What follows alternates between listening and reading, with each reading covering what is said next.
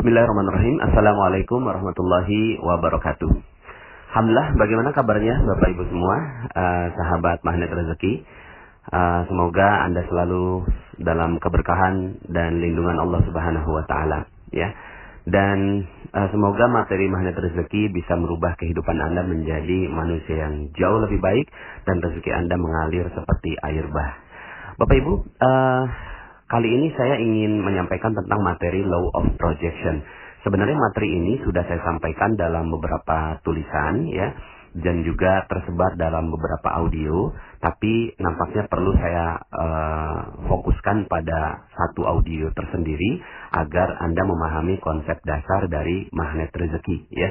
Karena konsep dasar dari magnet rezeki ini adalah Law of Projection, ya. Nah, Bapak Ibu, mari kita bahas. Bayangkan sebuah proyektor, ya. Jadi sekarang ini kan mudah ya menemukan proyektor di setiap kelas kita. Sekarang ini ada proyektor. Proyektor ini dia memproyeksikan sebuah energi cahaya yang diproyeksikan terus-menerus sehingga akhirnya muncul di layar. Di layarnya muncul gambar A misalnya, begitu ya. Muncul gambar A. Kenapa muncul dari gambar A? Ya. Proyektor itu tidak berdiri sendiri, layar itu tidak berdiri sendiri, tapi ada laptop Bapak Ibu. Laptopnya ini ya yang merupakan sumber dari terciptanya gambar yang ada di layar. Nah, laptop ini juga menggambarkan huruf A misalnya, begitu ya. Nah, Bapak Ibu, inilah hubungan antara proyektor, laptop, dan layar. Ya, jadi ada laptop yang menciptakan sebuah realita atau sebuah gambar, lalu kemudian proyektor memproyeksikan ya dengan cahaya, lalu kemudian akhirnya menjadi di layar tercipta sebuah gambar yang persis sama dengan apa yang ada di laptop, ya. Nah, ketika misalnya gambarnya dirubah ya apa yang ada di laptop, misalnya tekan spasi gitu ya. Kalau dalam PowerPoint kan tinggal dipencet spasi maka berubah. Nah, berubah menjadi gambar B misalnya gitu ya. Di laptop gambarnya B. Maka sepersekian detik ya muncul juga di layar gambar yang sama, yaitu gambar B. Nah, ini namanya Law of Projection. Bapak Ibu, dalam kehidupan kita terjadi juga hal yang demikian. Law of Projection itu berlaku di dalam diri kita. Ini yang menjadi rahasia sehingga akhirnya banyak orang tidak memahami ini sehingga akhirnya hidupnya tidak mudah untuk dikendalikan. Ya, oke, kita lihat bahwa proyektor kita bawa kemana-mana Bapak Ibu. Ya, nggak perlu dicolok, dia selalu menyala Bapak Ibu. Ya, sadar nggak sadar, suka nggak suka, tidur berbaring dan seterusnya, dia tetap memproyeksikan. Proyektor itu namanya otak Bapak Ibu. Otak kita yang ada di atas itu adalah proyektor. Tapi dia tidak berdiri sendiri Bapak Ibu. Otak kita ini dikendalikan oleh yang namanya laptop. Laptop di dalam tubuh kita, di dalam diri kita itu namanya pikiran, perasaan, dan spiritual. Ya, ini satu paket Bapak Ibu ya. Nanti saya akan jelaskan tentang hal ini. Tapi coba kita fokus pada pikiran dulu. Nah, laptopnya adalah pikiran kita, ya. Pikiran kita mengirimkan sinyal-sinyal ke otak kita memproyeksikan sehingga akhirnya menjadi layar kita. Nah, layar inilah yang namanya nasib kehidupan kita, ya. Jadi layar inilah nasib dari kehidupan kita, ya. Nah, Bapak Ibu perhatikan ini. Ketika apa yang ada di dalam pikiran kita, maka itulah yang akan menjadi realita di dalam nasib kita. Ini sudah menjadi hukum Law of Projection. Hukum dari proyeksi. Laptop kita gambarnya A, maka layar juga A. Sama dengan hidup kita Bapak Ibu. Pikiran kita A, maka nasib kehidupan kita adalah A. Pikiran kita B, maka nasib kehidupan kita B. Ya, maka dengan memahami konsep Law of Projection ini, Anda bisa mengendalikan kehidupan Anda, Bapak Ibu. Andalah yang mengendalikan kehidupan Anda. Andalah yang mengendalikan bagaimana rasa kehidupan Anda. Andalah yang mengendalikan bagaimana nuansa kehidupan Anda. Andalah yang mengendalikan nasib kehidupan Anda. Di dalam Al-Quran, hal ini disebutkan di dalam surat Ar-Ra'd. A'udzubillahi minasyaitonirrajim. Innallaha la yughayyiru ma biqaumin hatta yughayyiru ma bi anfusihim. Sesungguhnya Allah tidak merubah nasib. Nasibnya di sini layar, Bapak Ibu. Sesungguhnya Allah tidak merubah layar nasib satu kaum, ya, atau kehidupan satu kaum, nasib satu kaum, ma biqaumin hatta, sehingga yughayyiru ma bi anfusihim, sehingga dia merubah apa yang ada adalah bi anfusihim, jiwanya. Jiwa ini nggak kelihatan, Bapak Ibu. Nah, jiwa inilah pikiran, perasaan, dan spiritual. Nah, ketika laptopnya berubah, pikirannya berubah, jiwanya berubah, maka nasibnya berubah. Ini sudah menjadi hukum yang Allah tetapkan di dalam Al-Quran, ya. Nanti saya akan jelaskan perbedaan antara nasib dengan takdir, Bapak Ibu, ya. Nah, saya mau bicara tentang nasib dulu. Maka Bapak Ibu, ya, apa yang ada dalam pikiran kita, itulah yang mengendalikan seluruh kehidupan kita. Ya, makanya jangan heran kalau seandainya saya katakan bahwa saya kok berani sekali gitu ya, mengatakan bahwa Anda memahami materi magnet rezeki, maka hutang Anda lunas. Ya, kenapa kok begitu? Ya karena, ya, di dalam pikiran kita utang. Lalu kemudian dia diproyeksikan oleh otak kita, utang, sehingga akhirnya apa yang terjadi? Yang terjadi adalah di dalam nasib kita terus-menerus berhutang. Itu yang terjadi, gitu ya. Itu yang terjadi. Siapa yang menciptakan dan mengkreasikan utang itu? Kita sendiri yang mengkreasikan itu. Sehingga akhirnya orang yang terus berpikiran utang seperti ini, yakin Bapak Ibu, hakul yakin, sampai meninggal dunia, dia utangnya nggak akan pernah lunas, Bapak Ibu. Ya, kenapa? Karena diproyeksikan di dalam pikiran kita, diciptakan di dalam pikirannya, lalu diproyeksikan oleh otaknya, sehingga akhirnya menjadi nasibnya. Maka pikiran kita ini nggak bisa dilawan. Yang bisa kita lakukan adalah men-switch atau merubah, ya, merubah dari energi yang tidak positif menjadi energi yang positif, dari energi yang kesannya rendah, ya, menjadi energi yang tinggi, ya. Maka apa padanan kata dari utang? Utang ini rendah sekali, hina, tidak mampu, sepertinya tidak bisa berbuat apa-apa. Maka switch, Bapak Ibu. Apa yang ada dalam pikiran kita switch menjadi amanah, gitu ya. Anda tolong bisa dengarkan audio saya kembali, lunas hutang seketika, ya. Nah, Bapak Ibu, dengan men-switch ini, maka apa yang ada dalam pikiran Anda yang tadinya utang, Anda tekan spasinya menjadi amanah. Lalu kemudian pikiran Anda, otak Anda memproyeksikan amanah. Maka yang terjadi adalah di dalam layar nasib kita, itu yang terjadi adalah amanah yang bertubi-tubi datang pada diri Anda. Nah, mungkin sekarang ini adalah amanah berupa titipan uang orang 200 juta. Lalu kemudian setelah itu, karena Anda terus memproyeksikan amanah, maka yang datang pada kehidupan Anda adalah amanah berupa karyawan yang jujur, kemudian supplier yang baik hati, konsumen yang setia dan loyal, gitu ya, dan seterusnya. Nah, Bapak Ibu, Anda bisa menjadikan law of projection ini dalam semua lingkup kehidupan Anda. Misalnya bagi Anda yang tinggal di Jakarta misalnya, jalanannya macet gitu ya. Nah, macet itu Bapak Ibu adalah apa yang ada dalam realitas gitu ya. Nah, ini saya jelaskan tentang realitas. Realitas itu ada dua Bapak Ibu.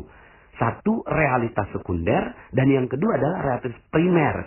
Realitas sekunder kita adalah apa yang ada dalam, apa yang Anda lihat ketika Anda membuka mata, itulah realitas sekunder. Itulah layarnya Bapak Ibu. Ya, coba sekarang Anda tutup mata, ya, maka Anda fokus dengan yang namanya realitas primer. Realitas primer itu, ya, tidak terpengaruh dengan realitas sekunder. Realitas primernya Anda yang bisa kendalikan. Realitas sekundernya ya itu tercipta. Jadi kalau realitas primernya A, maka realitas sekundernya A. Seperti dalam hukum law of projection.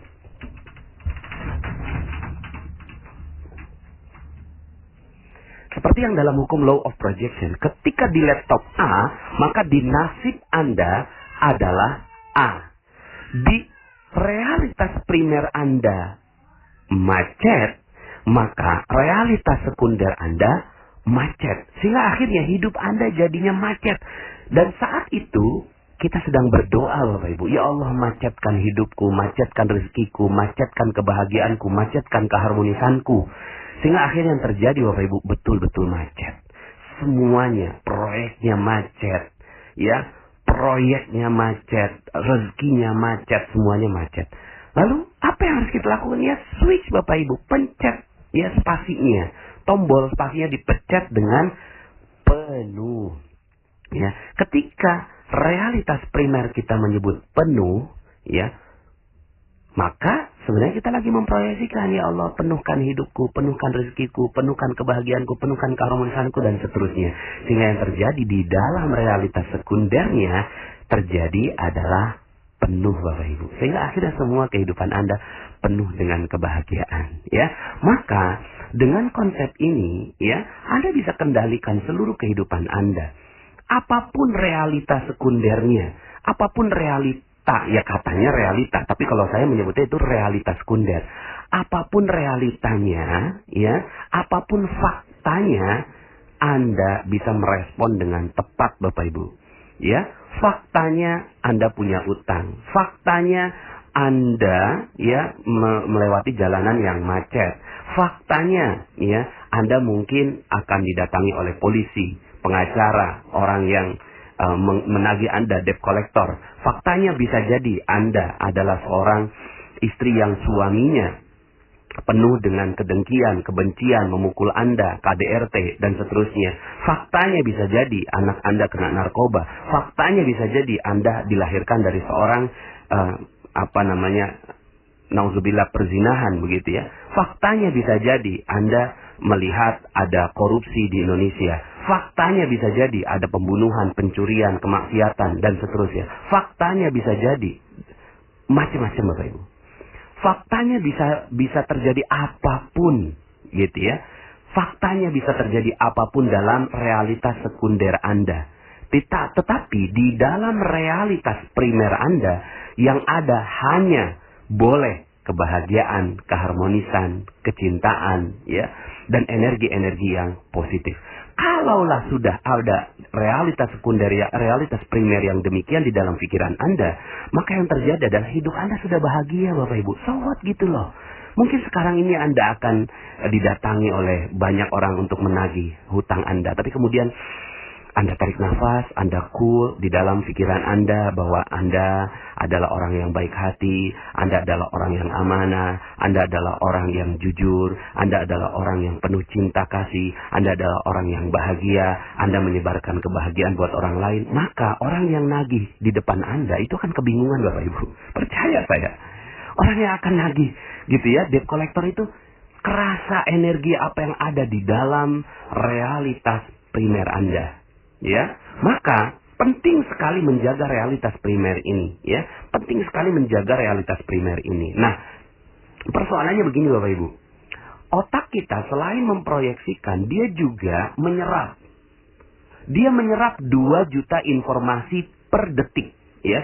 2 juta informasi masuk per detik, lalu kemudian dia diproyeksikan. Itu kerja otak kita Bapak Ibu. Nah, dia masuk Bapak Ibu, masuk 2 juta informasi per detik, sadar nggak sadar, suka nggak suka, mau nggak mau, ya, terpaksa nggak terpaksa, itu masuk 2 juta informasi per detik. Contoh, misalnya Anda atau siapalah begitu ya, suka dengan menonton film horor, ya.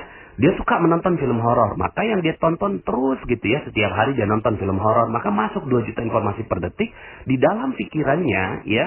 Akhirnya yang terjadi adalah semua dunia horor masuklah dalam realitas primernya dia, ya, masuk di dalam realitas primernya dia bahwa hidup adalah penuh dengan horor. Dia percaya ada kuntilanak, ada sundel bolong, ada buto ijo, ada genderuwo dan seterusnya. Dia percaya, believe dalam realita primernya dia. Maka yang terjadi adalah ketika dia lewat jalanan gelap, Bapak Ibu, maka apa yang terjadi? Yang terjadi adalah realita primer itu muncul menjadi realita sekunder yang memunculkan rasa takut, sehingga akhirnya dia takut. Aduh, ada kuntilanak nggak ya? Ada genderuwo nggak ya? Ada sundel bolong nggak ya? Padahal Bapak Ibu, mana itu semua? Nggak ada. That's not real, nggak nyata seperti materi jeruk nipis yang saya sampaikan. Makanya kenapa kok ya setan di setiap daerah itu berbeda-beda, Bapak Ibu. Ya, itu yang tadi saya sebutkan, itu setan khasnya Indonesia, Bapak Ibu ya. Itu karena dia masuk ya film-film horor di dalam pikirannya. Tapi coba kalau Anda ke Cina, ya, setannya lucu, Bapak Ibu, loncat-loncat gitu ya. Loncat-loncat kita gitu ya. Nggak masuk dalam realitas primer kita itu, loncat-loncat mengerikan. Tapi di orang yang ada di dataran Cina gitu ya, ngelihat ada orang yang loncat-loncat lalu kemudian tangannya lurus ke depan, itu takut, Bapak Ibu, ya. Kemudian juga kalau kita ngelihat ada Dracula gitu ya, Bapak Ibu ya, pakai tuxedo gitu ya, rapi gitu ya, penampilannya bagus gitu ya. Itu awal-awalnya kita juga nggak terlalu takut loh. Yang mana setannya? Setannya kalau di kita kan setan tuh kutip anak gitu ya. Tapi kok di Barat setannya berbeda, Bapak Ibu. Setannya berbeda. Kenapa? Karena realita primer yang diciptakan itu berbeda, ketakutannya berbeda, skala ketakutannya berbeda. Maka ya, orang-orang yang suka nonton film horor, realita sekundernya akhirnya juga demikian, yaitu nasibnya dia. Sama dengan orang yang suka nonton infotainment, Bapak Ibu. Ada artis yang suka kawin cerai yang ditonton, itu realita orang lain capture pakai framing media gitu kan. Framing media lalu kemudian masuk dalam pikiran kita, masuk dalam primary reality kita, ya. Lalu kemudian akhirnya nasibnya kita, bawaannya ketika ada konflik sama suami, pengennya cerai aja. Kenapa? Karena ngerujuk ke infotainment yang episode 42 begitu ya. Nah, Bapak Ibu yang dirahmati Allah Subhanahu wa taala, akhirnya yang perlu kita perhatikan adalah supply informasi yang masuk dalam diri kita, Bapak Ibu, ya. Seperti misalnya kalau Anda nonton berita itu ada adagium ya yang menyebutkan bahwa bad news is a good news. Berita yang tidak baik itu pantas untuk diberitakan. Contoh, wali kota digigit anjing itu bukan berita. Tapi wali kota menggigit anjing ini baru berita. Akhirnya itu yang di-framing sama media, di-capture sama media, lalu kemudian akhirnya setiap orang yang menonton televisi jadi aneh. Kenapa? Karena ya kejadian selevel wali kota menggigit anjing itulah yang ditonton terus-menerus. Makanya waktu itu pernah ada, Bapak Ibu, teman saya yang WA saya, "Panas, saya mau ke Depok tapi kok saya takut ya." "Kenapa takut?" "Karena di Depok banjir." "Loh, banjir? Kalau di Depok banjir bagaimana Jakarta?" Ternyata ya ada satu jalanan yang tergenang, itu yang di-capture sama jurnalis, dan kemudian itu yang masuk dalam realitas primer teman saya. Sehingga akhirnya dia nggak jadi ke Depok karena takut ada banjir. Padahal sayanya sendiri yang berada di Depok nggak lihat ada banjir. Nah, Bapak Ibu, inilah dia ya law of projection. Sehingga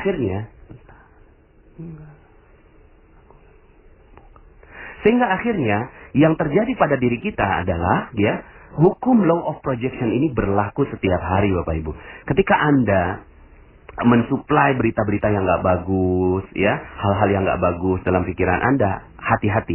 Itu akan masuk menjadi primary reality Anda atau realitas primer Anda dan akhirnya menjadi nasib Anda. Nah, sekarang ini Bapak Ibu, yang perlu Anda kendalikan adalah bagaimana realitas primer Anda adalah bagus, luar biasa, sehat, bahagia, senang, harmonis, apapun fakta yang di luar yang terjadi. Itu udah nggak penting, Bapak Ibu. Sudah tidak penting. Yang penting adalah bagaimana pikiran Anda selalu memandang yang positif. Perasaan Anda positif. Spiritual Anda positif. Ketika itu yang terjadi, maka rezeki Anda akan mengalir dengan deras. Sederhana sekali Bapak Ibu, ya. Seperti yang saya sampaikan dalam materi sebelumnya bahwa rezeki itu adalah energi baik, ya. Ketika dalam tubuh kita seluruhnya energinya baik, maka rezeki akan datang otomatis. Rezeki akan datang pada diri kita, ya. Rezeki akan datang pada diri kita ketika energi kita adalah energi yang baik. Tapi ketika energi kita bercampur dengan energi yang tidak baik, rezeki nggak akan datang pada diri kita. Maka sederhana sekali, rubahlah apa yang ada dalam pikiran kita, perasaan kita, spiritual kita, maka nasib kita pun akan berubah. Nah, terakhir, penjelasan tentang takdir dan nasib. Banyak orang yang bilang begini, Pak Nas, kan Allah udah takdirkan, rezeki udah ditakdirkan, jodoh udah ditakdirkan, yang lain udah ditakdirkan. Iya, itu mah ilmunya Allah, ya. Saya ingin membatasi ini, ya. Saya tidak akan menjelaskan panjang lebar tentang hal ini. Kenapa? Karena itu udah merupakan sifat Allah yang kita pelajari, bahwa Allah memahami seluruh takdir-takdir kita, bahkan takdir kita sudah ditetapkan di dalam Lauhul Mahfuz, ya. Sudah ditetapkan di dalam Lauhul Mahfuz, ya. Sudah ditetapkan itu semua di dalam Lauhul Mahfuz, bahwa Allah Maha mengetahui segalanya. Pertanyaannya, apakah kita udah tahu rezeki kita? Apakah kita udah tahu nasib kita? Apakah kita udah tahu jodoh kita? Tidak. Makanya kata Allah, itu kan la yus'alu amma yaf'al wa hum yus'alun. Kamu tidak akan ditanya tentang la yus'alu amma yaf'al. Allah tidak akan ditanya tentang apa yang dia perbuat. Wahum yus'alun, tapi kamu akan ditanya, kenapa kok nasib kamu miskin? Kenapa kok nasib kamu ya penuh hutang? Kenapa kok nasib kamu ya tidak bahagia? Kenapa kok nasib kamu ya rendah? Kenapa kok nasib kamu hina? Itu yang akan ditanya oleh Allah Subhanahu wa taala. Ya, jadi takdir berbeda dengan nasib. Nasib kita bisa kendalikan Bapak Ibu, karena itu Allah yang memberikan kemampuan law of projection untuk kita. Jadi, merubah nasib Anda sederhana Bapak Ibu. Rubahlah apa yang ada dalam pikiran Anda. Semudah merubah laptop. Rubahlah apa yang ada dalam pikiran Anda. Pokoknya semua pikiran Anda yang positif, bagus, semuanya hebat, luar biasa. Anda adalah orang yang hebat. Anda adalah orang yang luar biasa. Anda adalah orang yang penuh amanah, penuh rezeki dari Allah. Anda adalah orang yang mulia. Anda adalah orang yang bahagia. Maka itulah nasib yang akan terjadi pada kehidupan Anda. Oke? Semoga ini bisa membuat hidup Anda menjadi jauh lebih indah lagi, ya. Saya Nasrullah, sampai jumpa dalam audio-audio berikutnya. Assalamualaikum warahmatullahi wabarakatuh.